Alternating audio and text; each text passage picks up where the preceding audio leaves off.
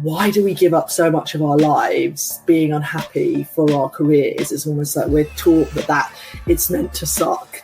Do we just kind of recover from it when we can? And actually, how can we create an environment in the workplace where people feel able to thrive?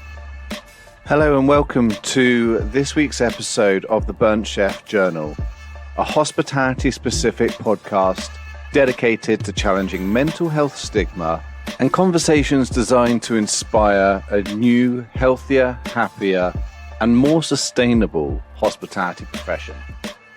Okay, welcome to another episode of the Burnt Chef Journal. Today I'm thrilled to welcome a truly inspiring guest, Clare Kenny. Clare is a leadership and wellbeing consultant with a global track record, having led teams and strategy across Europe and Asia, including spearheading Burberry's global wellbeing program.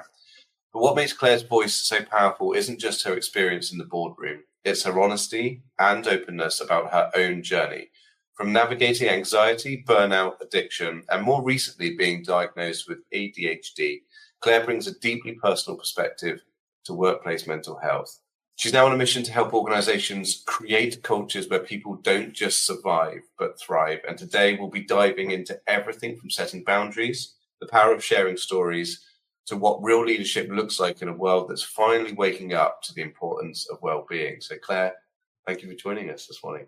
Thank you very much for having me. It's great to be here. Looking forward to this, to pick your brains, because obviously your experience is not necessarily hospitality related. No, I've got a psychology and learning and development background. So I spent my kind of first half of my career in L&D leadership development. So all about building cultures and being able to create that human side of the workplace, but much more on the client management side. And then the second half, kind of halfway through my career so far, I lost my mum quite suddenly. And that was one of those kind of wake up calls where I thought, I have been working 16-hour days. I have been pushing myself. I have kind of never stopped.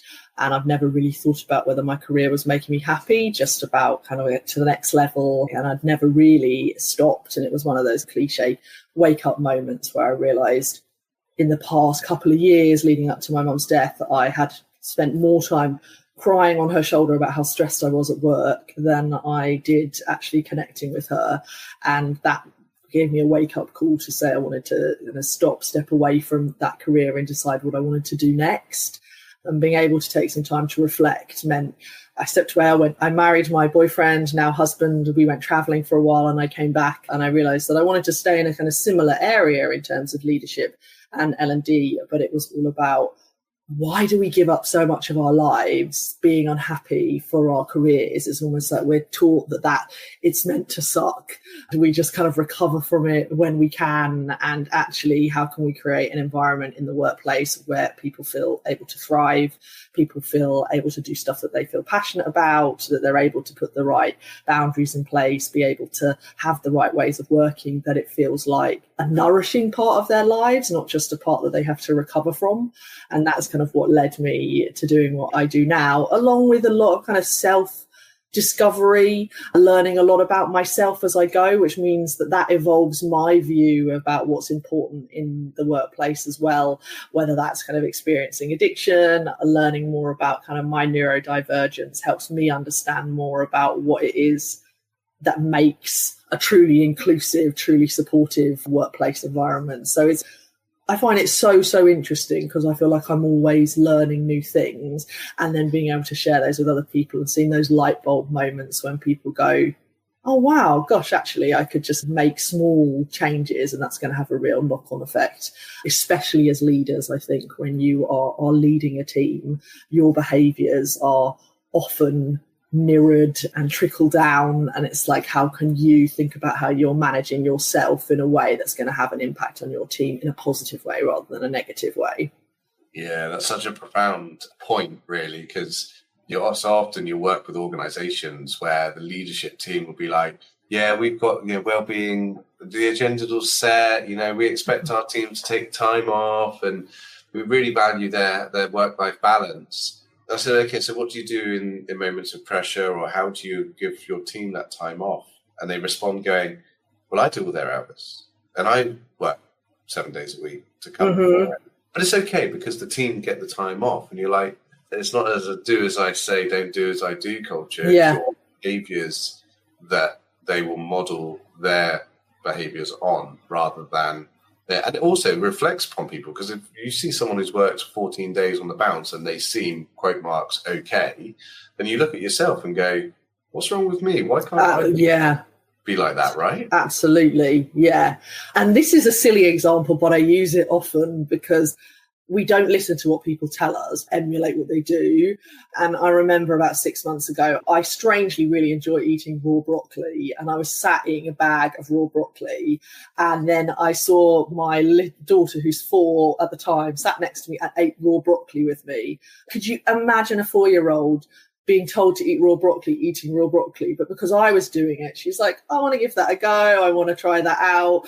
And I don't think we change. You know, we're still human beings, and that kind of understanding that as children, we don't listen to what our parents tell us. We copy them. You hear the kind of phrases you use, the actions you do, the way you treat yourself, the way you talk about yourself. You start to see that in your child. And that is the same when it comes to teams. I've heard myself just saying the same spiel I've heard a manager say or someone senior in my organization. And you do start to copy that stuff, whether it is the positive things in the culture or the negative things in the culture. It's being actually more mindful as a leader about what your behavior is saying, not necessarily what your words are saying, but what your behavior is saying. And it's challenging, isn't it? Because, I mean, that requires emotional intelligence. It requires you to be in a decent space as well. And if you're floundering or your pressures are high, it's very difficult to get that perspective, I guess. And you become very insular in terms of your thinking processes rather than going, how does this appear from the outside? Yeah. It's a challenging thing. I mean, we're not experts at being human. I think it's just a continual learning process. Really. Yeah. And one of the things that I've learned really helps as a parent, as a friend, as a partner, as a leader, is how do you start with yourself and how do you start with your own nervous system? One of the things that I think was really life-changing for me is understanding what's happening physiologically in my body and how that's impacting my thoughts and my behaviors, because it gave me a bit more self-compassion. If I think I'm in fight or flight, I've been triggered, my amygdala is telling me there's something wrong, I've got adrenaline, I've got cortisol running through my body. So therefore, right now, my brain is not prioritizing being polite to people. It's not prioritizing balancing out the decisions. It's not saying, maybe we should do this or maybe we should wait. It's in attack mode. I'm getting defensive. I'm feeling aggressive. And actually understanding that that's what's happening, and to be a better version of yourself, to be able to respond more effectively in those high stress moments, is to be able to know how to manage your nervous system. And that can be so many different things. I have explored so many different things in terms of managing my nervous system, from somatic work, breathing work, CBT, different types of exercise, but it's understanding what actually helps soothe your nervous system for you. And then you will naturally be a better person to be around when you have a more soothed nervous system. And that's something that I've talked about quite a lot recently, is actually as a leader or a colleague, when your nervous system is in a better place, you are just naturally going to be a better person to be around. You're naturally going to be a better influence. So instead of trying to add another thing to your to-do list of, well, I've also got to do this and I've also got to role model, is stripping it back and saying, what do I need to soothe myself? How do I regulate myself? I see so many memes recently, which I really agree with, where it's saying, I think there'd be so much less war, there'd be so much less if we all just learned how to emotionally regulate. That was like the first thing we were taught to do. There are so many things where you think this wouldn't happen if these people were able to emotionally regulate. So what do we do to just bring it back to going, I'm not going to worry about anything else right now. I'm going to find the best ways to emotionally regulate myself and my nervous system so that I'm lowering that fight or flight response, and I'm able to then respond better in a more natural way. My brain is going to be better set up to do that. Yeah, no, I totally agree. I found we were talking about off air about technology and the damage that it has in terms of our physiological state. But and this kind of goes against that, but I've actually found the use of AI has been very good for me, because I'm quite impulsive with my decision making. I trust my gut instinct a lot, and when I don't trust it, it usually ends up harming me. But I now use AI as like a filter process. So I'll put in AI, I will try and keep it honest and keep it raw, and I'll use it as a filtering mechanism to go, this perhaps isn't either A, the right perspective, or B, it is the right perspective, but the way that you're thinking of dealing with this is not great. So you need to be mindful of X, Y, and Z. And it's a really, really useful tool for me to be able to remove and strip the emotion out of her thought process and be able to suddenly get a paradigm shift and go, oh, okay, right, brilliant. Yeah. It's a different way. And so I found that to be very professionally and personally very beneficial. And also what you're doing there is you're giving yourself a pause as well, aren't you? So what you might in that, when you first get triggered and you get that kind of amygdala hijack and you're like, oh, okay, I'm going to check in with ChatGPT and see what they think. That's giving you a pause for A, be able to give yourself a filter, but also calm back down as well. I have found, because I think it's a mixed bag when it comes to technology. And I think often with social media, you are constantly triggering yourself. You're reading something that's making you angry, then you're reading something that's making you jealous, then you're reading something that's making you feel inferior. And it's like you're emotionally not supposed to go through all of those different feelings in the space of like 12 seconds. And that's before you even think about blue light and those different things. But that also gives you lots of benefits as well, and being able to connect with people in ways you wouldn't be able to. And I find, for me, as someone who's neurodivergent, I'm sure other reasons why, but I find ChatGPT or AI really helpful in kind of helping me draft stuff, especially when it comes to writing. I used to sit and have writer's block constantly because I was like, oh, this is rubbish. Whereas now it's like I can get down something and it's like, just get it down, and then I can iterate it, and then I can iterate it again, and then I can iterate it again. And actually having, it's almost like someone to bounce it off, right? To be able to put it through helps me. It just helps that block. I never sit at a blank page anymore going, oh, I think, no, just get something down. Get down your thoughts, even if they're meandering.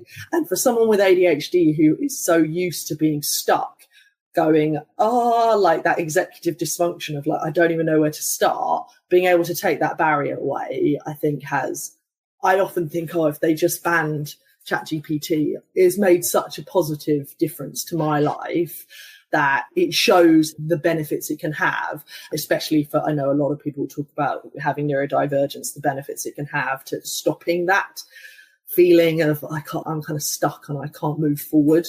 It's so funny, isn't it? I mean, from desk roles and like email responses, sometimes you spend so much time and energy putting ethic, emotional balance, professional responsive in place that by the time you finish one email, A, it's taken you 15 minutes to start it and to think about it. B, it's actually stripped you of a lot of your energy resources for that day as well. Yeah. And so being able to speak it, have it written into a language that is all of those things, it just removes that energy expenditure, right? Yeah. And it's helping you communicate in a way that works for you, because I like to talk things through. So I record podcasts. I have a podcast that I record when I'm walking my dogs. So I will go out, I'll walk my dogs. I've got 4 dogs, and I will just chat it out. And then I get a transcript, and then I've got written stuff that I can work with, rather than it comes to that inclusivity piece where it's like there's only one way to do things. And it's like, well, actually, we have so many different ways that our brain work. And I struggled for so long trying to sit and write things down on a page. And now I'm able to kind of talk it, transcribe it, and rejig it. And that has made a massive difference to me. And it feels almost like an adjustment that helps me not have that barrier of my neurodivergence to be able to do something that someone else it might come easily to. So there are definitely tools, and it's important to think about what tools help people, but being mindful about it, right? Because I know that you can fall into a trap of, I would never sit and just say to our AI, write this for me. It has to be what you're feeding it or what you're giving it, as you said, is raw and real, instead of it being like, write me an essay about this and it kind of just spitting out the same thing as everyone else. It has to be genuine to you. And it has to be understood as well. Like, yeah. thing. It's very easy to go, give me all the answers to X, Y, and Z, but you have to have an understanding of that rather than becoming reliant upon it. I wanted to talk to you a little bit about your work. So you worked in Europe, Asia, and you led or are leading Burberry's global wellbeing strategy. I did, yes, I did. So I started out as freelancer. So in 2020, I had my daughter on the 29th of February 2020. And so just about 2 weeks before lockdown. And when she was about 6 months old and we were in lockdown, I'm quite an introvert. I love my own space. And I found lockdown in many ways very beneficial for my mental health.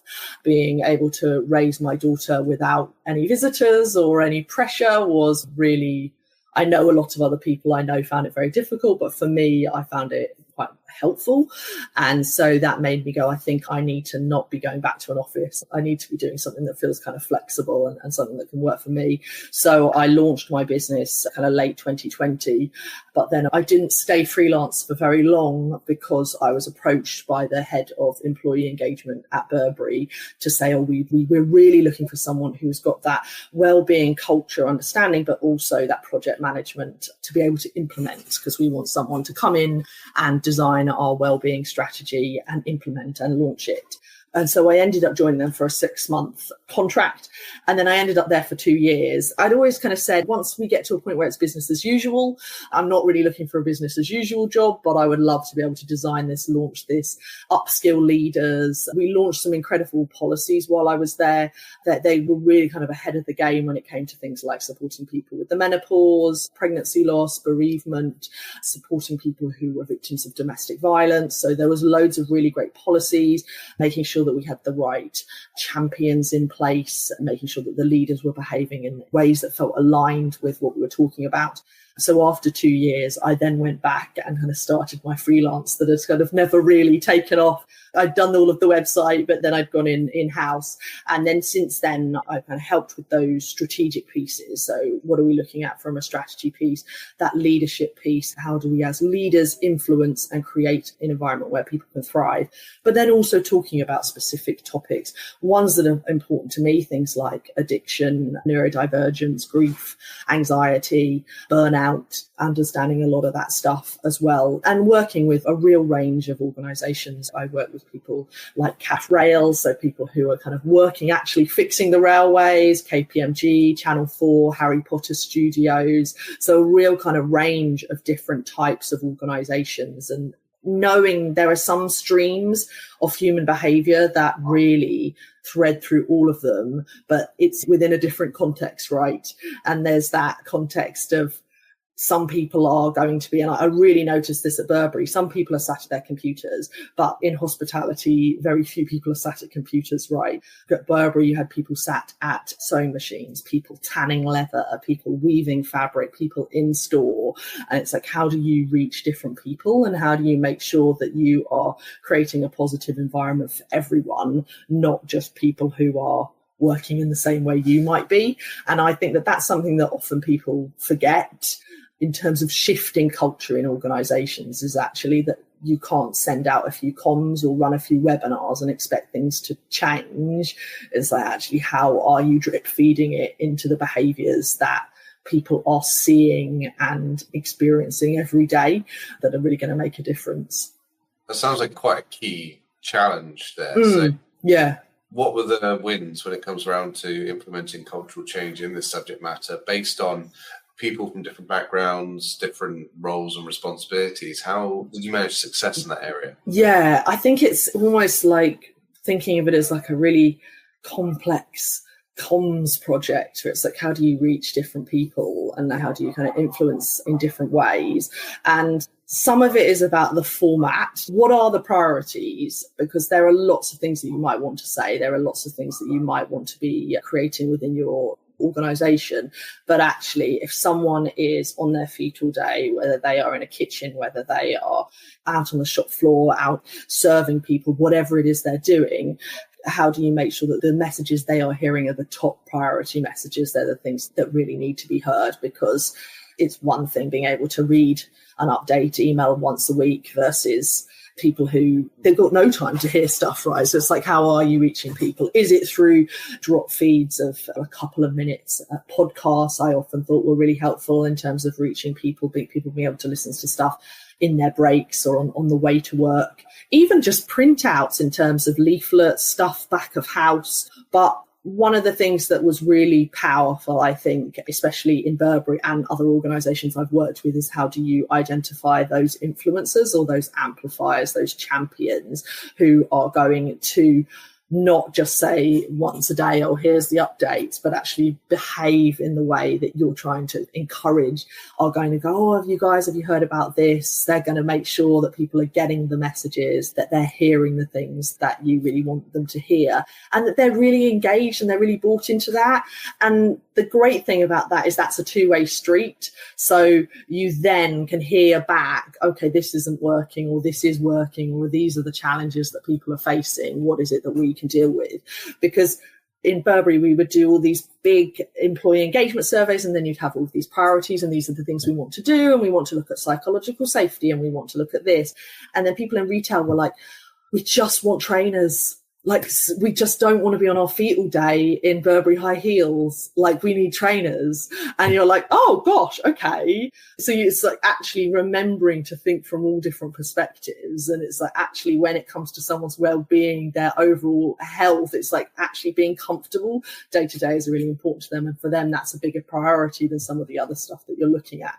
So remembering to listen and not be limited by your own preconceptions about what it is that people might want, and reaching people in different ways. It doesn't always have to be whizzy tech. It can be a poster. I love posters in the back of toilets. I think they work really well. You know, here's the 3 things that we want you to know this quarter. Maybe here's a QR code to some support is a great way to get messages out. And then people are able to read them in their own time and not feel like, oh, I'm a bit embarrassed about looking about something for my mental health or something. It's like that kind of safe space. So it's engaging with people where they're at, and not thinking that it's going to be a one size fits all, because it never is. Even for people in the same role, it's never going to be a one size fits all. No, not at all. And I burst into smiles when you're talking about toilets. I love toilets as a communication tool. Oh, absolutely. Yeah. Back to toilet stores, you know, sticking stuff up there, because it's the only time where people have a quiet moment where they're actually just on their own. I think it's prime advertising space is the back of a toilet. And I think that, you know, when you go to a pub and it's like you want a date it's like ask for Angela or something if you're feeling scared, and it's like you just kind of got people undivided attention. They're safe to look at stuff and read stuff for longer if they want to. And it's sort of something you can guarantee that no matter what role people are doing, they're going to go to the toilet and they're going to look at that back of that door. And so I'm a big fan of toilet advertising or toilet communications engagement. There is a clip right there that will become toilet doors as a communication tool. But it's so true. It's a safe space. It's a place for reflection. And it's probably the only place in the world or in your life that you actually get a moment's peace privately. Mm. Well, if you're not a mother. Yeah. Maybe doors would. But at work, yes, your work toilet doors. Yeah. And often somewhere you go if you're feeling overwhelmed, right? So, you know, in that moment of overwhelm. And so going back to the point I made about your nervous system, even having on the back of the door, like 3 steps to like bring your nervous system, to soothe your nervous system. Because people who they're doing stuff and they're feeling that real overwhelm and that stress and feeling really triggered, to be able to go to the toilet and take a moment and follow those steps feels like a really simple way to start kind of shifting some of that for people.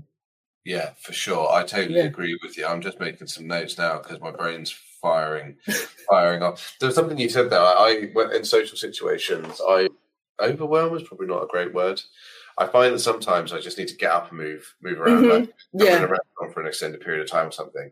And often enough, I just find myself sat on a closed toilet in a cubicle just for 5-10 minutes, and then I'll come back out again. And it's kind of like a place of quiet pause, isn't it? So yeah.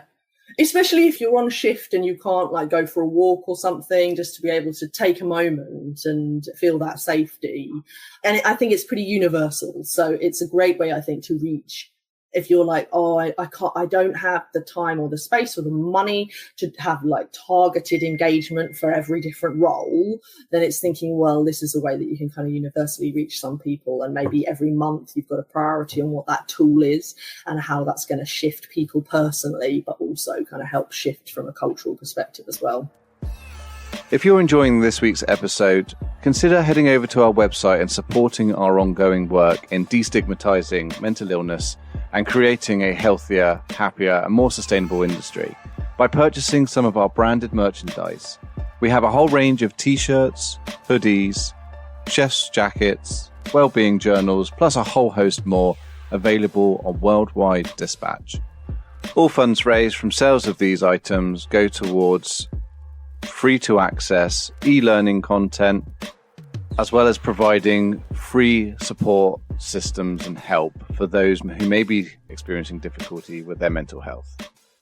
Thank you. Well, we spent a lot of time talking about, I mean, it's some really useful information, but we spent a lot of time talking about toilets. We have, yes. We're only here for a limited loads of information I want to gain from you. But from a personal experience and from a mental health journey, you mentioned living with anxiety, addiction, being diagnosed with ADHD.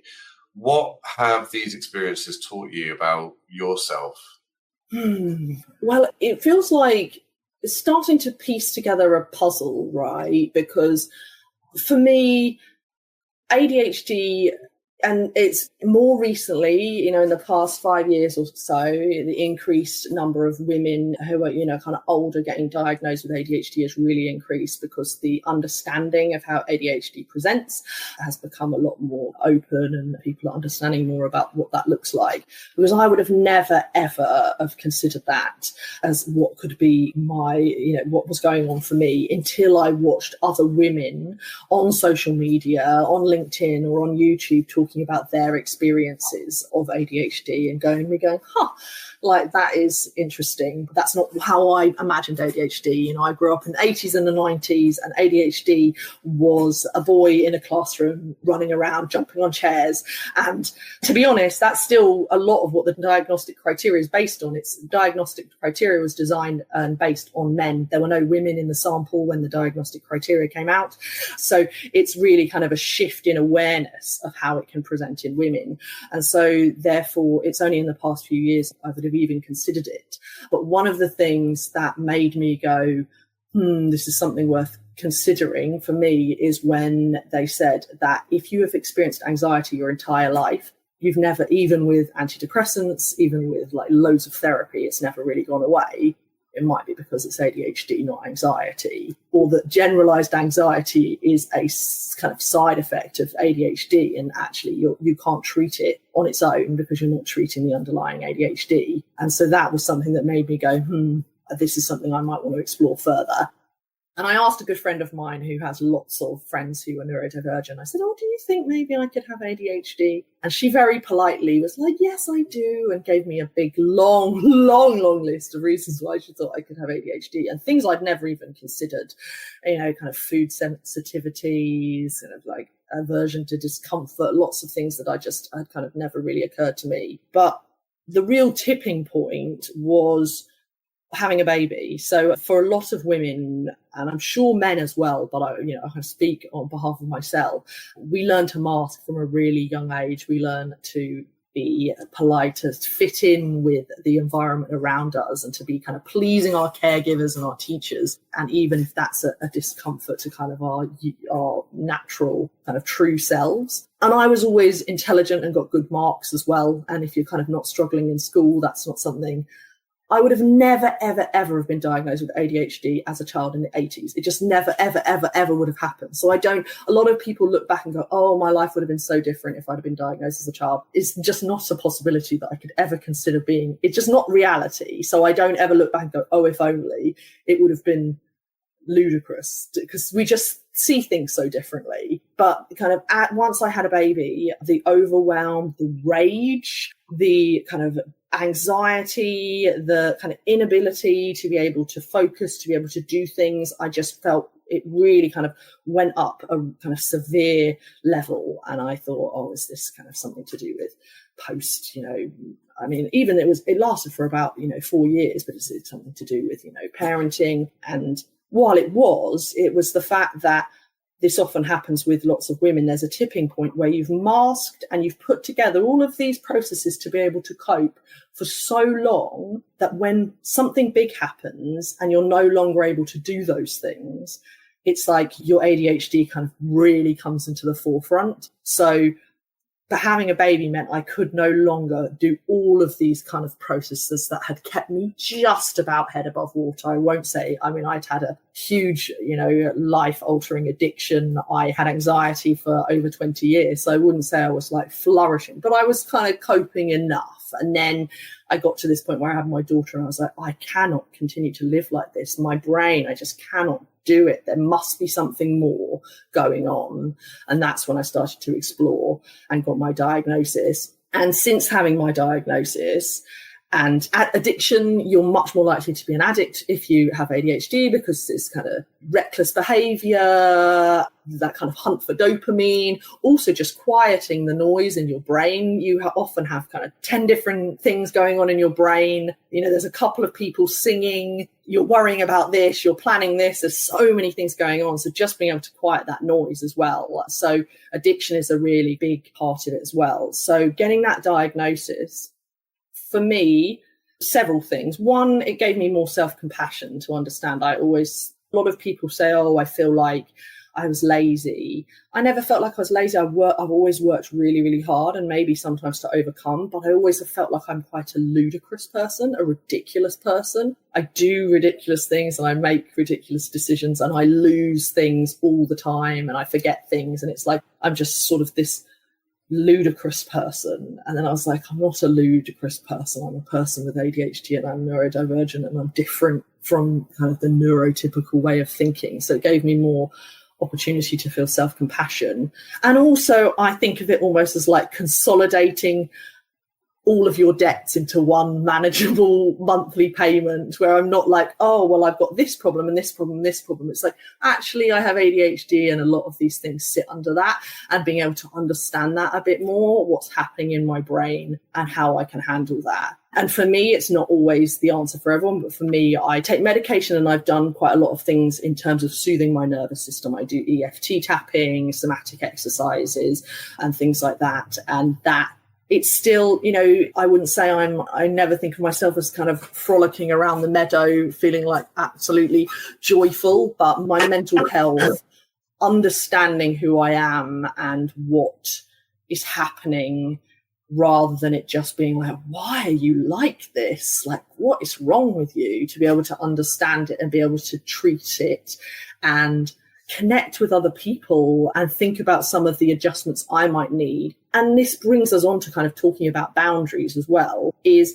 being able to say no to certain things, or to be able to say, I'm not doing that, or I'm going to work in this way because actually this is how I work best. And I'm not being selfish or difficult for the sake of it. This is how I work best. And actually, I think it's time for us to stop thinking of selfish as a dirty word. Like, it's who looks after you if no one else is going to. So what you need to do is to say, to get the best out of me, I need to work in this way. And I know that for me, in terms of throughout my week, I'll have certain days of the week where I won't have any calls because I know I can't face that kind of interaction. I'll have certain times of day. There'll be times where I need to be focusing, and I'll make sure Tuesday's a great day for me to focus. So I'll do a lot of my writing or the harder stuff on Tuesdays. And it's like actually planning my life around the way my brain works, rather than trying to force myself into something that I think I should be able to do this. Why can't you do this? It's like being able to understand that and giving yourself that compassion, giving yourself that flex. The past I was diagnosed late last year, so it's coming up for nearly a year, and it's not all plain sailing. Nothing ever is, but it's been completely life-changing to be able to understand this, to be able to work with my brain rather than against it. And also, I think it's made me more respectful of other people's boundaries and stuff, where you think, I don't really understand that, but I don't need to understand why you need that boundary to respect it.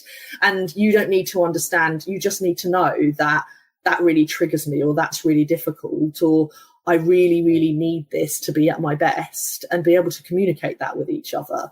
And I think that for me has been the biggest shift, is understanding that it's all right to have those boundaries. It's all right to say no to things and to work in a way that works for you, because you're not swimming kind of against the current all the time. And that means you're not constantly, neurodivergence, you're often that real kind of risk of burnout, because you are constantly behaving and acting and presenting in a way that is not authentic to yourself. And that's exhausting, right? We all know that when we've spent a day being really in polite company, and you feel that real kind of drain where you've been kind of putting on a mask. When you're doing that constantly, when you're neurodivergent, even in situations that other people would find quite relaxing, no wonder you're always kind of having to deal with that burnout at the end of the day. And that mask is real, like even in social situations whereby, you sat down, you should be chilling, it's nice and relaxing. Like, it's hard, it's challenging. It really is challenging, because you're constantly having to emotionally regulate. So I've not been diagnosed with ADHD, but I've been told I probably should go get a diagnosis at some stage, or at least go through the test. I mean, I've done the private psychological tests, and all of them are going, yeah. And they're very accurate, those tests. Like, it's unlikely when you do those tests that it's something else. Like, well, you try and tone it down. I'm even like, sometimes. Rarely, sometimes it's like, yep, you're definitely neurodivergent. But for me, like, I was just thinking about this whilst you were talking, and my brain got distracted. So I'm also looking for something on burnout I found quite interesting recently. But as you say, the survey and the data sets have been based around men predominantly, and also I find that even the extended 18 questions, I don't know, are they detailed enough? I mean, are they accurate enough? In my head, I'm going, nah, perhaps half of the population would answer the same way that I did and get diagnosed. Is there a more detailed? So I'm always, I don't know. And I saw something that I think described that really well, is every kind of symptom of ADHD is pretty much anyone could say, yeah, I do that sometimes, but it's when it kind of is chronic and has like a real distinct impact on your life. So I think someone described it like getting a bee sting, where it's like, if you got a bee sting, it's uncomfortable. But if you get 100 bee stings and you're allergic to bee venom, like, there's a difference between going, well, I've been stung by a bee once, versus like, I'm stung by bees every day and, it's never stopping. It's like, actually, what is the impact and that kind of the effect that it has on your day-to-day life, rather going, yeah, sometimes I lose my purse, rather than like, I'm using a really like basic example, but that kind of, I lose my purse versus like, I'm constantly hunting this house for my goddamn purse, like, and it's like that sort of difference. And also the diagnostic criteria is quite outdated, and there's a whole load of unofficial like symptoms that actually probably need to be brought into the official criteria, things like rejection sensitivity dysphoria and other stuff like that actually aren't in that hyperactivity or inattentive, but they are part of what happens when your brain is kind of struggling with dopamine management. And I think, to be honest, ADHD is the wrong name for it, because it suggests certain things that aren't always accurate. But it's a process, right? Yeah. Sometimes if I put a bit of Deep House on and I actually set myself like a challenge, smash out 100 emails in the space of hours, or I can, go for a run or whatever it might be. But other times, I'm hoovering the floor to avoid having to do. I was just looking for my bit pen. of rubbish, bit of really boring admin. There was some situational. Again, AI was great for that. I asked it to, in my day-to-day role, bearing in mind what it knows about me, asked me to give me some examples where ADHD symptoms might be present, and it's like, you get bored once the exciting project's finished and it's all the admin bits. Yeah. You can utterly just tune out. Like, the excitement is gone, the adrenaline and the dopamine is no longer there. So you're like, But that's where I think utilizing a team comes in handy, because you can go, right, guys, we've done this bit. Like, you've been a part of that, and now I need your help. That's a fantastic example of like great leadership or creating cultures and inclusivity, is we aren't all great at the same things. And I think when often leaders leaders that perhaps aren't leading as well as they should are saying, well, I'm great at these things, so therefore those are the things that are important, and you are very similar to me, you're a mini me, so therefore I'm promoting you, I like you better, I've got an affinity bias with you, and you're quite similar to me and I want to kind of manage you in my image, rather than saying, I don't really get you, but you're really great at the things that I'm rubbish at, so actually you'd be a great number 2, because that is where you build up a real kind of strength of a team. And I've had that in a leader before, where she would always say, you just really shine at the things that I just can't do, so therefore I'd love you to do this stuff and step up and do this stuff and this stuff, and I actually shine in some of the stuff that you're not that interested in, so we make a great team, rather than you being like, well, I only care about the things that I'm good at, and therefore I want to create a few people who are kind of inferior copies of me. And that happens in a lot of organizations, doesn't it? We kind of see a CEO and then it kind of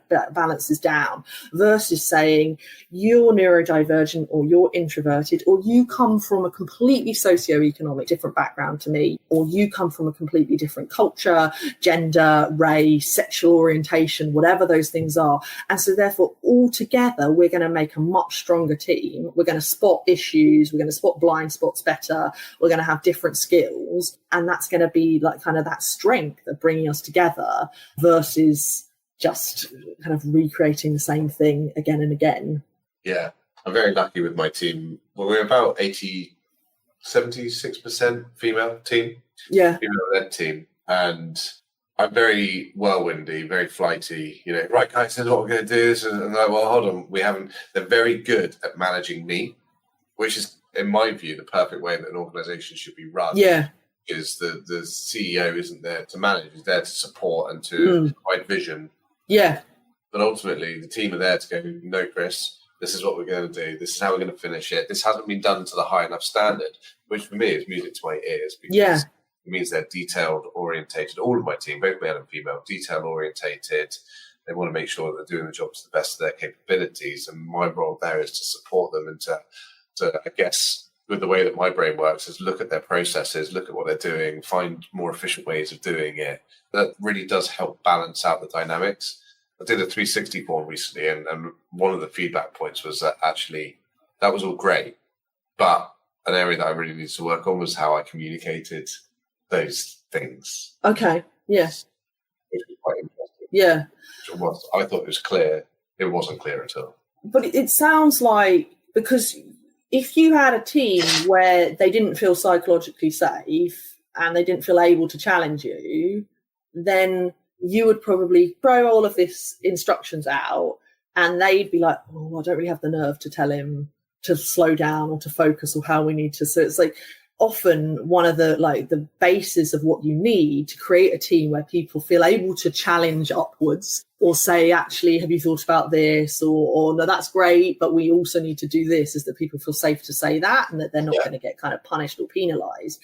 And often I think that leaders will say, well, everyone says I'm great. It's like, well, no one's got the nerve to tell you like any of your flaws or any of the things that you're doing differently, and that becomes that big disconnect. And there's a study by Deloitte, and I can never remember the stats, but it's like C-suite think that they're like 80% of C-suite think they're doing enough for their company's well-being, whereas only like 40% of the people actually agree. And there's that massive disconnect because actually senior leadership and don't actually create that safety to hear any of the feedback. It's almost like we want to present this face and this idea that we care, but actually not have a two-way conversation about it, or not make you feel safe enough to say, well, this isn't working, or this is what I need more of. And no one's ever perfect, and you always need that process. But if you don't let people feel safe enough to tell you how you can improve, then it just kind of goes on forever, doesn't it? And people are just kind of struggling around trying to fix it in the background and not actually tell you what they need from you. I know. I find it curious how people don't seek. I'm always trying to seek feedback. Have I made the right decision? Do you agree with that decision? You can disagree, and we might not agree to agree on your thought processes, but I'm always continually looking at how we can do better. Yet there's so many large, massive organizations who just say, no, this is how we do things. Doing it, yeah. yeah, just get on. Like, if it works, it works. If it doesn't, I don't want to hear about it. And you're like, how can an organization be profitable and sustainable when that's your approach to leadership? Yeah. Doesn't make any sense. What you said is a great way of creating that psychological safety. It's like giving people space for dissent. Like, what could we do differently here? It's almost like going back to that ChatGPT. Like, ChatGPT will tell you you're amazing unless you say, what am I doing wrong here? Or what could I do differently? And it's like, actually, I want us to challenge this. And we might decide that this is the right decision, but let's look at the other options. What's our gut telling us? What are the things that are making us feel nervous here? Or what are the things that might go wrong? And the more you give the space and the opportunity for dissent, the more you're letting people challenge that status quo, and you're creating more inclusivity and safety and engagement as well, because people feel involved in the situations, and it's not just a dictatorship. It's a group dynamic and decisions that are being made together.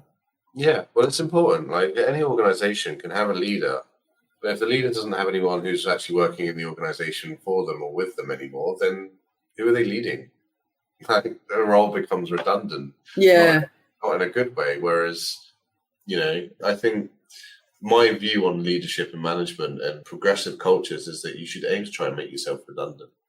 And whether you choose to take redundancy or not is another thing. You can, stay on and reduce your workload, etc. But if you have a team that's confident, competent, feels able to challenge decisions, make their own decisions, then your job, that's a massive win, right? That allows you to reduce your expenditure of energy. But it also is upskilled and empowered and built a culture whereby people feel trusted and confident. And I don't know, I guess for me, that's always the end result, is how can I make myself redundant so that I'm no longer needed within this organization? And then you can go on holiday and really not worry about it, right? Yeah, which I do. I'm very lucky. The last couple of years, everyone says, oh, you micromanage, etc. And I'm like, well, that's an assumption. Because when I'm away, I turn off all I have on my phone is Spotify, maps, phone, and text messages. I turn off every other form of communication for a solid week. So I don't see Facebook notifications. I don't see my emails. Yeah. And that's a discipline that I've put in place to try and protect my energy and give myself time to chance to recover. And I never worry about what happens if something goes wrong, because I know the team have got it covered. I think sometimes we have a real sense of our own importance when we're on holiday, that there's like nobody else that could possibly deal with things or sort things out while we're gone. And I think often it's, oh my God, well, then you need to get hold of me and stuff. It's like, well, actually, most of the time, other people, they have their own capabilities, their own expertise, and they can sort things out while you're gone. So it's kind of allowing people to be able to do that, and allowing yourself the space to realize that that's possible, and that you can switch off, and that you can really renew and rebuild and get yourself back into like a state, but so you're not always kind of in fight or flight or heading for burnout. And when you're kind of still working while you're on holiday, then you're never really giving yourself that space to recover. No, I know.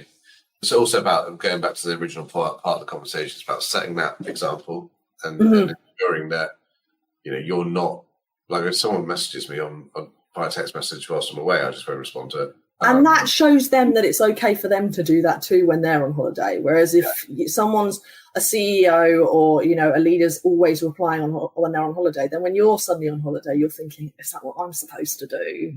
Or a day off. Because again, like you mentioned it earlier, it's like, why should work be hard work, and why should it come at personal sacrifice? If it's your time off and you're out of hours, don't bloody respond to me. Yeah. I should respect you enough not to send you a message. I know you're. Yeah, definitely. There's a long way to go, and we still haven't covered so much. But unfortunately, I have to try and respect my time and your time. But I'm locked into this conversation, so we're going to have to sort of draw it to a close. But before I do, based on all the work that you do with organisations, some massive brands, some really well-known brands, where do you see workplace culture coming in the next sort of 5 to 10 years when we're talking about well-being and inclusion around mental health, neurodiversity, for example? It's hard. I can say how I would hope. I worry there's a risk that we're kind of tipping back a little bit. There's been kind of lots of rolling back on certain initiatives and kind of the fight between organizations when it comes to like return to office mandates and stuff. And I think there's always a bit of a swing between certain flexibilities versus lack of flexibilities. So I think that we will continue to see a bit of a shift with that. But I hope that it's more understanding that for well-being, for mental health, it's great to have certain policies, to have initiatives in place. But actually, what really makes a difference is when you're thinking about cultures and behaviours and the ways that you're working. Are the ways that you're working actually efficient? Are people working in a way that is using their energy in the right places, in the necessary places, and not just wasting a lot of energy and time on noise, whether that is being stuck in meetings, whether that's being in toxic environments, conflict, where is the energy focused in the right way? And then investing in what does it look like to be a leader, not just a technical leader, but a people leader, a role model, someone who is able to manage themselves and have that ripple effect to help people kind of understand how to manage themselves and to behave in a way, putting those boundaries in place to be able to behave in a way that feels right for them. And I do see a shift in terms of people understanding that we don't all have to be the same to be great, and that so many people bring so many different kind of expertise, and that we don't have to necessarily have a label as well to be given that flexibility and that kind of openness. You don't have to be neurodivergent to want to think in a certain way. You don't have to, have a disability or have a certain background to think in a different way. So actually, how do we create an inclusive baseline that not only is going to help people who are neurodivergent, who have disabilities, it's going to help everybody, because we're thinking, how do we capture people's feedback? How do we capture people's thoughts, ideas, and ways of working in a way that is going to be flexible for everyone, not just for the people who shout the loudest or the people who thrive in a traditional work environment that's probably been the same for, 50 years. It's thinking about how do we create baselines that are going to help lots and lots more people thrive, because I think we'll really, really see the benefit of that when you suddenly tap in to certain people who've maybe never been able to contribute as much as they would like to a working environment because it doesn't suit their way of thinking. Suddenly, by creating an environment or ways of working that means we're able to tap into that, there's so many skills, thoughts, ideas, backgrounds, inputs that we often just miss because we do it the way we've always done it. So I hope to see a much more growth in that inclusivity, not just what are our D&I figures? How do we get more women? How do we get more different people from different backgrounds? Just going, how do we create an environment that's just better for everybody, where everyone's able to thrive? And instead of assuming we know what that is, why don't we ask people what it is they need and making that shift based on that feedback, which I think often we tend to just assume we know. But why would we? Because it's not our brains, it's other people's brains that we need to understand more. That's such a great point to end on. Peer-led, community-led interventions, and having the courage to ask your teams, ask your employees, ask your peers exactly what it is that they need. There's no one size fits all, and you're going to have to manage expectations. But actually, if you can start to, as you say, bring that baseline up a little bit, then all of a sudden you've got a much more inclusive and balanced culture within an organisation. You do, yeah. Claire, we're going to have to call it a day. We didn't cover so many other subject matters, such as your recovery from addiction and various other bits and bobs. So if people wanted to reach out to you and to find you and to learn more about yourself or your work, what's the best ways of doing so? People can follow me on LinkedIn, or they can go to my website, which is www.clarekenny.com.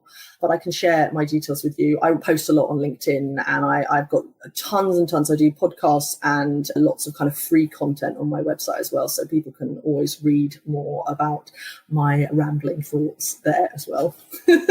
Amazing. Thank you ever so much. And I've got a few ideas that I'll chat to you about. I'll send an email about very shortly. But I really, really appreciate your insights and sharing your vulnerabilities and your experiences. And I think it's been a really great episode. Great. Yeah. Thank you. Thank you for having me.